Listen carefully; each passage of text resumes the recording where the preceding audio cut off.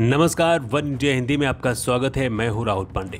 पंजाब में जबरदस्त जीत के साथ सत्ता में एंट्री करने वाली आम आदमी पार्टी की सरकार के 10 मंत्रियों ने आज शपथ ग्रहण की है। शपथ ग्रहण समारोह में राज्यपाल बनवारी लाल पुरोहित और मुख्यमंत्री भगवंत मान सिंह मौजूद रहे। इन 10 मंत्रियों में से 5 मालवा, 4 मांझा और 1 दोआबा से हैं। इसके साथ ही एक महिला को भी मंत्री पद की शपथ दिलाई गई है। इससे पहले आपको बता दें कि पंजाब में आम आदमी पार्टी की जबरदस्त जीत के बाद भगवंत मान सिंह ने शहीद भगत सिंह के गांव खटकड़ कला में अकेले ही शपथ ग्रहण किया था। भगवंत मान ने होली की शाम खुद ट्वीट करके अपने मंत्रियों के नाम का ऐलान किया था। पहली बार मुख्यमंत्री बने भगवंत मान ने नए मंत्री मंडल में हर वर्ग और क्षेत्र को साधने की कोशिश की है। भगवंत मान की कैबिनेट में दलित, महिला, हिंदू समुदाय के विधायकों को भी जगह मिली है। कैबिनेट गठन में मांझा और मालवा क्षेत्र का दबदबा भी साफ झलक रहा है। जिन विधायकों ने मंत्री पद की शपथ ली है उसमें doctor Baljit Kaur, Harbhajan Singh ETO, doctor Vijay Singla, Lalchand Kataru Chak, Gurmeet Singh Meet Hayer, Harjot Singh Bains, Laljit Bhullar, Brahmashankar Jimma और कुलदीप सिंह धारीवाल नाम शामिल हैं। इसके अलावा कई ऐसे नाम हैं जिनकी मंत्री बनने की काफी चर्चा थी। हालांकि इन्हें मंत्री पद नहीं दिया गया। जिन नामों की ज्यादा चर्चा थी उनमें से तलवंडी सबो से लगातार दूसरी बार विधायक प्रोफेसर बलजिंदर कौर, सुनाम से लगातार दूसरी बार विधायक अमन अरोड़ा, जसरांव से लगातार दूसरी बार विधायक और उप नेता प्रतिपक्ष रह चुकी सर्वजीत कौन मणुके शामिल हैं। इसके अलावा नरिंदर कौर भड़ाव, कुंवर विजय प्रताप, जीवन ज्योत कौर, गुरमीत सिंह खटिया और डॉक्टर चरणजीत सिंह जैसे नाम भी शामिल हैं। पंजाब चुनाव में प्रचंड जीत के बाद आम आदमी पार्टी के भगवंत मान ने 16 मार्च को शहीद आजम भगत सिंह के पैतृक गांव खटकड़ कला में मुख्यमंत्री पद की शपथ ली थी। भगवंत मान ने अब अपने मंत्रिमंडल का भी गठन कर लिया है। भगवंत मान की कैबिनेट का गठन 19 मार्च को राजभवन में हुआ। राज्यपाल ने इन सभी 10 विधायकों को मंत्री पद की शपथ दिलाई है। उत्तर प्रदेश के सीएम के रूप में योगी आदित्यनाथ 25 मार्च को शपथ ग्रहण करने जा रहे हैं। इसको लेकर लखनऊ में भव्य आयोजन की तैयारियां चल रही है। वहीं योगी आदित्यनाथ ने शनिवार को होली के अवसर पर गोरखपुर में घंटाघर से निकलने वाली भगवान नरसिंह होलिकोत्सव शोभा यात्रा में शामिल हुए। इस दौरान उन्होंने जमकर रंग और गुलाल उड़ाए। इसके साथ ही फूलों की बरसात भी की। योगी आदित्यनाथ ने कहा कि होली जैसे पर्व से हम अपने अतीत और संस्कृति से जुड़ते हैं। यूपी की जनता पिछले 10 दिनों से होली के रंग से सराबोर है। यह बड़ी बात है कि 2 साल में पहली बार होली पर कोरोना संक्रमण नियंत्रण में है। इस कारण वो व्यक्तिगत रूप से इस कार्यक्रम में शामिल हो सके हैं। उत्तर प्रदेश के कार्यवाहक मुख्यमंत्री योगी आदित्यनाथ ने अपने संबोधन में गोरखपुर की सभी 9 विधानसभा सीटों पर जीत हासिल करने पर खुशी जताई। उन्होंने कहा कि पहली बार गोरखपुर जिले की सभी 9 विधानसभा सीटों पर राष्ट्रवाद की मुहर लगी है। सभी सीटों पर भाजपा को जीत हासिल हुई है। उत्तर प्रदेश की जनता ने सुशासन को चुना है। पिछले 10 दिनों से आप सब होली के उस उत्साह के साथ जुड़े हुए हैं और कई कारणों से हमारे लिए ये पर्व और त्योहार अत्यंत महत्वपूर्ण है। पहला कारण, 2 वर्ष के बाद होली के पर्व पर कोरोना जैसी महामारी पूरी तरह नियंत्रण में है और हम लोगों को इस आयोजन के साथ प्रत्यक्ष रूप से जुड़ने का अवसर प्राप्त हो रहा है। और भाइयों बहनों, दूसरा, हम सब जानते हैं कि देश के अंदर सबसे बड़ी आबादी के राज्य उत्तर प्रदेश में लोकतंत्र के महापर्व के आयोजन के बाद उत्तर प्रदेश की जनता जनार्दन ने आप सबके परिश्रम से जो परिणाम दिया है उसमें एक बार फिर से राष्ट्रवाद के लिए, सुशासन के लिए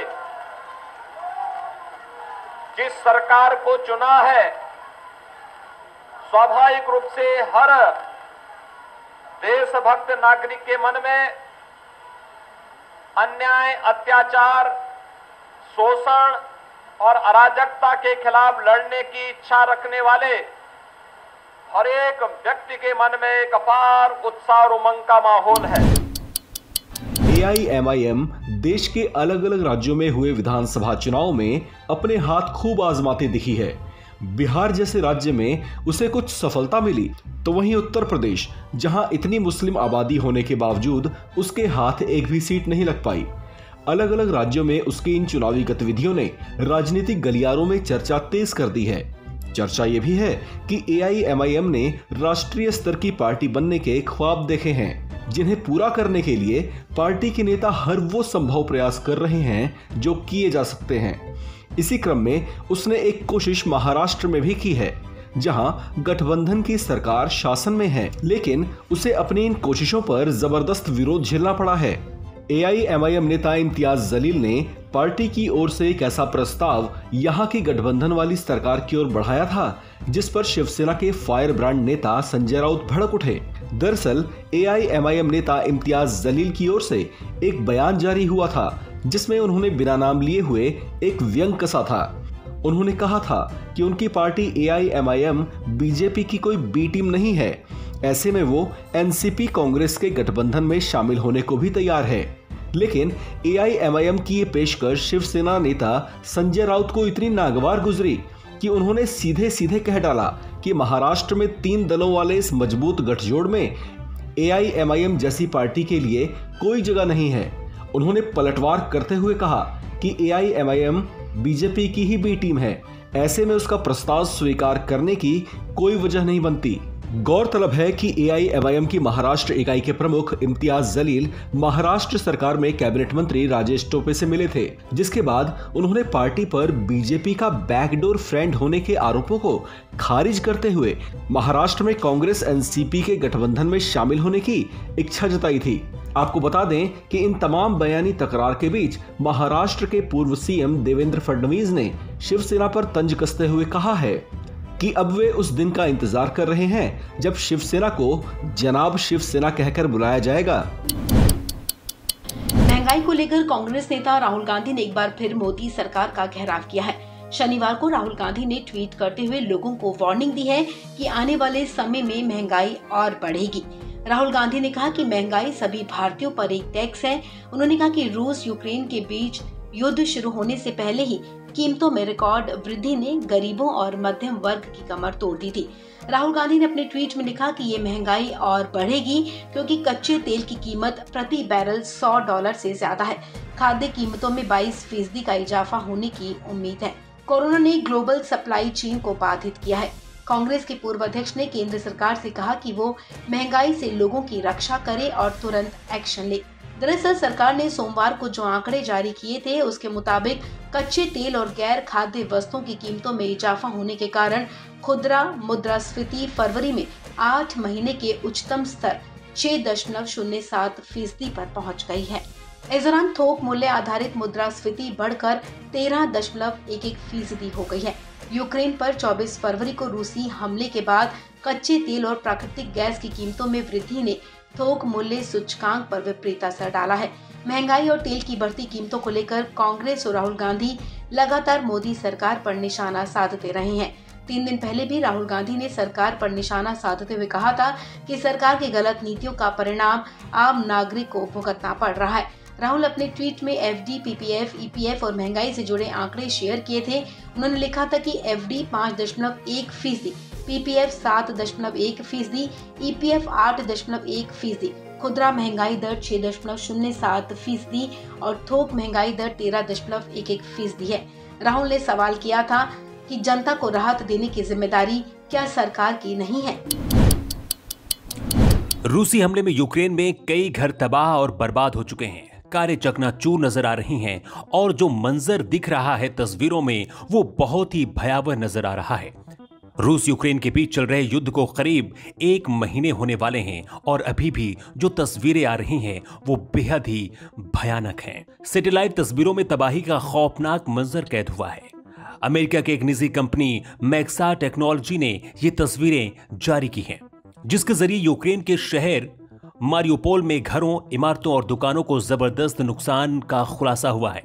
कीव और उसके आसपास के इलाकों में हवाई और आर्टिलरी के हमले से साफ तौर पर देखा जा रहा है कि क्या कुछ हालात बन चुके हैं।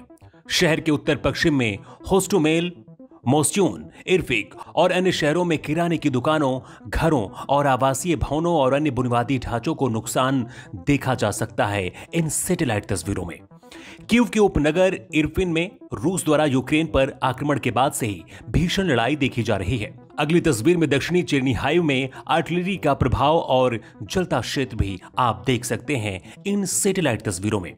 अधिकारियों का कहना है कि 24 फरवरी को यूक्रेन की सीमा पर रूसी सैनिकों की घुसपैठ के बाद से 2500 लोग मारे गए हैं। यूक्रेन के राष्ट्रपति ने शनिवार को हमला रोकने के लिए रूस के साथ सार्थक बातचीत करने का आह्वान किया। इसके साथ ही उन्होंने चेतावनी भी दी कि अगर मॉस्को ने लड़ाई नहीं रोकी तो युद्ध के मैदान में होने वाले नुकसान से उबरने में कई पीढ़ियां लग जाएंगी। 24 फरवरी को हमला शुरू करने के बाद से रूसी सैनिकों को कड़े प्रतिबंधों का सामना करना पड़ रहा है, यहां तक कि राजधानी कीव में भी, जिसने उनकी तेज गति को रोक दिया है। इस गति को फिर से पाने के लिए रूसी सैनिकों ने शहरों की घेराबंदी की और शहरी इलाकों को तबाह किया है। कीव के करीब 30 किलोमीटर पूर्व में रूस का हमला काफी हद तक रुका हुआ है और उन्हें वहां पर भारी प्रतिरोध का सामना करना पड़ रहा है। इन तस्वीरों से पता चलता है कि रूस की सेना बहुत तेजी से होस्टोमेल में, एंटोनोव हवाई अड्डे के पास, इसके साथ ही जदिंजका और बेरेस्ट्रोएका में उनके आसपास और अपने बख्तरबंद उपकरणों की तैनाती कर रक्षा और उन्हें छिपाने की कोशिश कर रही है। नीचे दिख रही तस्वीरें मोशून में गोलाबारी से नष्ट घर की दिख रही हैं।